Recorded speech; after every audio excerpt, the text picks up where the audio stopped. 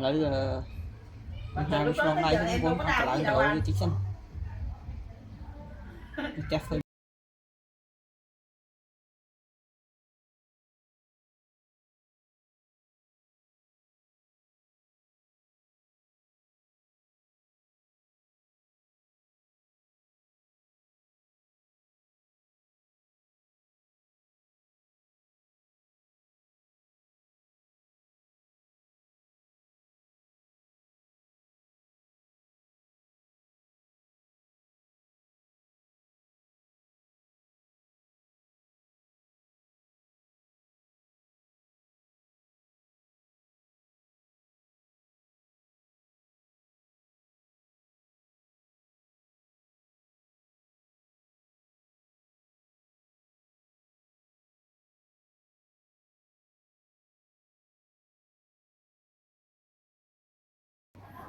ấy nhóm hai ta lại cả lộ biết tính nó con á